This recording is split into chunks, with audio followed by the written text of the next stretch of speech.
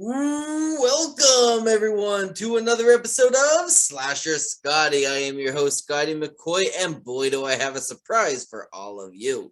I have on Zoom with me right now Cody Alexander, and he played Chris in Reunion from Hell. Hey Cody, how are you doing? I'm doing great. Happy to be here, Scotty. I'm glad to have you on. I know I was talking to Hayden, who directed Reunion from Hell and was the star of it, and he told me that I should reach out to you. You were in part one, and I was like, absolutely, I would love that. I didn't know exactly how much I could reveal of part one because it just came out not that long ago. So I'm really glad that I could have you on. And he's like, have fun with it. Awesome. Sounds good. Yes. So first question I got for you is, how did you get your start into acting? Oh man, that's definitely a story. So believe it or not, originally I set out to be a professional wrestler. Oh. And I did that I went to, at the time, WWE's training camp called OVW in Louisville, Kentucky, which they're still there. So that's where I got my training for that right out of high school, and did that for, probably about 7 years, and got to a point where I was a regular extra for WWE when they came to town. And if you don't know like how that kind of works, you go in as an extra and you'll do a tryout match, you'll do a tryout interview segment, promos. And I got to the point where they were like, you know what, you're great, but you need some acting skills. So I actually went into looking to universities with acting programs, and I ended up transferring to Ball State because they have a really great acting program. And I was like, I want to just do some acting classes for wrestling purposes, and graduate early maybe because I already had some college credits. And just from that, I realized I liked acting a lot better than I liked wrestling. so here we are. But it was great. It was great. The wrestling definitely gave me kind of an edge in certain things. It kind of like hindered me in others because I was a big bodybuilder type trying to be like a theater actor on stage. So that was a little difficult, but having the edge of like already being in front of audiences really helped me in acting. But yeah, that's kind of how it got started. Awesome.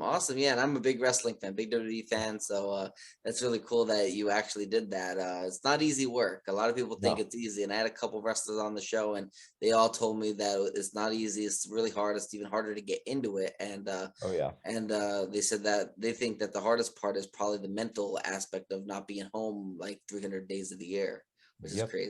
crazy. So how did you happen to become part of Reunion from Hell? So that's another interesting story. I actually kind of was a last minute replacement for the role of Chris. I don't know who originally was in the role, but my good friend Adam Freeman gave me a call when they were filming. It was like, hey, we need a last minute replacement. Would you like the role? Because I've worked with him on Truly Madly and Savage Vengeance and a couple other things. So we have a good rapport together. And he's like, I know we need someone last minute, and this guy's a good actor. So I had to get it approved with I'm still in grad school, so I had to get it approved, and it was a last minute thing. So I was lucky that I was allowed to go that weekend.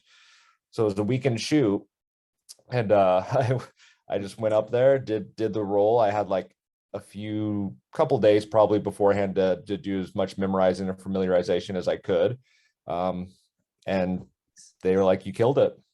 So That's that's awesome. kind of how I got the opportunity to even be there. It was kind of like a chance encounter type thing. That's awesome. So, for those that are unaware of what Reunion from Hell is about, can you like let us know what it's about? Yeah, so it follows the character of Riley, which is played by Hayden Newman. Hmm. And think Scream, but LGBTQ. Okay. So so Hayden's character Riley has been away from home because of a family accident that he believes he was responsible for. I'm going to try not to give too many spoilers here. Right. But he's called back to town because one of his friends dies, Hmm. and they find out eventually that the death of the friend was not an accident. It was purposely to get Riley back in town. And Hmm. then one by one, his friends start being kind of killed off. Yeah. And then we find out there's a twist at the end that I don't want to give away, but that's the general synopsis. It's kind of one of your classic slashers, but it's very, very in the LGBTQ genre. Hmm. My character Chris has a past relationship with Riley, Hmm. so there's that kind of underlying tone for us. But yeah, that's the Nice. general idea of it. Nice. So can you tell us a little bit more about Chris? Who is he? What is he about? Yeah.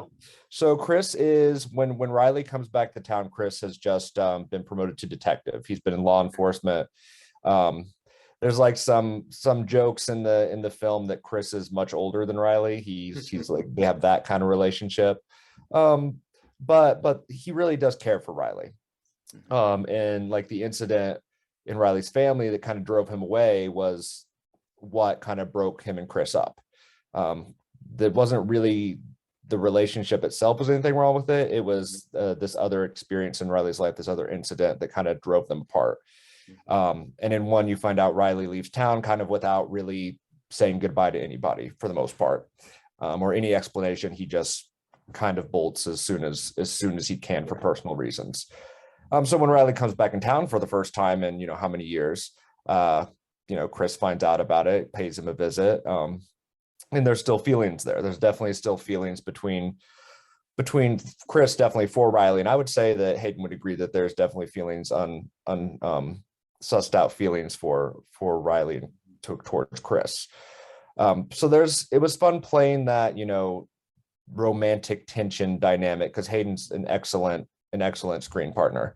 It was very a lot of subtle references to it, but on film it was a very dynamic relationship as far as that goes. Nice. So really a lot of like the main objective for Chris throughout, besides trying to figure out who this killer is to win Riley back. Okay. So that's kind of like where he's at as far as the first film goes. Nice. So speaking of Hayden, how was he as a director? Oh, he was amazing. He always gave me exactly what I needed. I would be like, do you need any adjustments? A lot of times he'd be like, no, that was great, we got it in one take.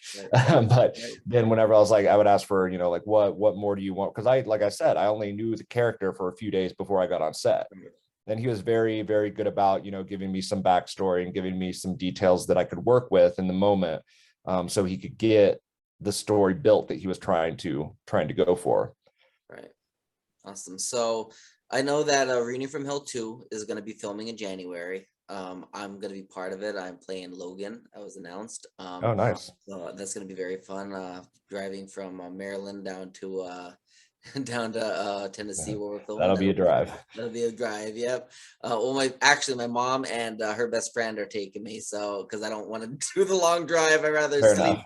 So they'll be coming from Pennsylvania to Maryland to pick me up, and then down to Tennessee. But my mom always wanted to see Tennessee. But besides the point, so I haven't seen the first Reunion from Hell yet because I'm waiting for the DVD yet, and I can't wait to watch this. I really want to see this. So I don't know if Chris dies. I don't know if he lives. I don't know anything. So I really don't. But I do know the answer to this question. I just kind of want to get confirmation from you for anybody that wants to know. Is Chris going to be returning for Reunion from Hell 2? Chris will be in Reunion from Hell 2.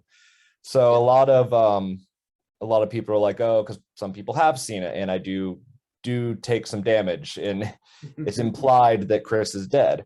And I usually tell people, well, coming back could be some flashback sequences, but I think for the purposes of anyone who watches this, I can say that Chris does survive. And you find it out very soon into 2, that Chris is still alive. He definitely has so he gets stabbed in the back, so he has some mobility issues continuing into 2. But a lot of Chris's purpose for living has been to look more into the case of because there's a lot of mystery at the end of 1. Nice. And he gets obsessed with the occurrences of 1, and he's a little more in 2. He's a little more run down, a little more rugged, less clean cut, because it's been his whole life for the last year is just trying to get deeper into this case so it doesn't happen again. Awesome. So what was the best part about filming Reunion from Hell, and what was the worst? Well, I mean, that's a tough question. I mean, there really was no worst for me. I mean, I guess you could say like it being very last minute for me personally. I usually have a lot more time to prepare a character and stuff. But that wasn't really anybody's fault that was on set.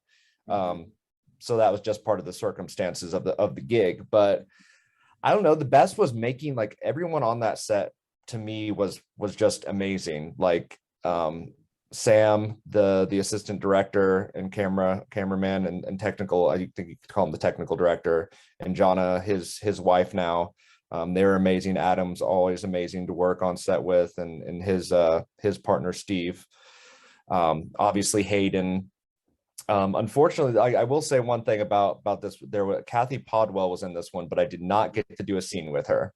So that might be my most upsetting thing about this one. I didn't get to be on screen with Kathy, but I've seen her. I've watched the film and I've seen her in it, and obviously she's amazing. So, Yeah. But that was what I'd say. That was just the people were the best part. Just getting to work with them. Now like half those people I didn't know. Now I have them as connections, and I'm planning to work with them again in different projects. Yeah. Aside from reading from Hell too. So absolutely. So what about the best part? Yeah, I thought that's what I was saying. Like the best part was probably like the people. Okay. The people just getting those connections. And it's just like a unique story. Like it doesn't seem like, because it seems like a classic slasher, but then you put it into that LGBTQ genre, and it was just it's just something that hasn't really been done before. And I've read articles on like this is kind of like a new idea. That's what I was gonna say, because like LGBTQ, when you like include that in a lot of movies, there's a lot of stereotypical, stuff regarding it. There's nothing like true and nothing for real about them. They're always the butt of all jokes type of thing. So having a movie where they're the focal point of the film, that really is a good representation. Yeah, I agree. Yeah, and it's great because but it's not only that alone that's getting this film a lot of like recognition and publicity. The film is actually like, it was a really good script. So I got to read it like a couple days before, and I was like, wow, this is actually, you see a lot of indie films that just like, they get made, but it's like, the script is like, it's been done before, or there's these plot holes here.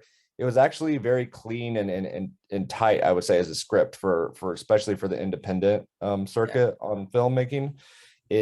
That was the other thing, that it was just very enough so that it's doing a sequel almost right away. Usually when you don't have a good script, the sequel gets either put off or never made. But this one was so successful that we get to do the sequel within a year of the last one coming out almost. Absolutely. Have you seen any parts of the script for the sequel? I've seen a couple drafts. I haven't seen the new one, but I've seen I don't want to give any spoilers away. There's a lot more violence though in this next one. I will say that. Yep, I do know that Hayden hasn't officially finished the final draft yet. I do know that. So I haven't seen any of the script yet. So I'm really excited to see where it comes with, with your character and with my character and, with all with how Lisa Wilcox, who's returning in the role of Kathy, and that Kathy played, and I know, and seeing Danny Hassel and Mark Patton, and seeing how they are brought into the fold. I think it's going to be really interesting to see how this all plays out for it. And I honestly can't wait to see how graphic it is, because Hayden did tell me that they're not playing around this time. Like they're really going full force in, and it's going to be really amazing. Well, and I like the balance that one had in that, because a lot of, because I know Hayden knew that he wanted to do a sequel. So I think it was a good thing that he didn't go full force with one, because then that leaves you nowhere to go. But it was interesting enough that it left people wanting more. So we now have a place to give them more instead of just giving them the same thing. Yeah, absolutely. So the last question I got for you: do you have any other projects in the works that you would like to promote to the listening and the viewing audience? Sam, the assistant director I talked about before, he's doing the Hag Witch. I'm going to be involved in that should be filming in May. And if I may, I'm going to plug some of my theater stuff coming up.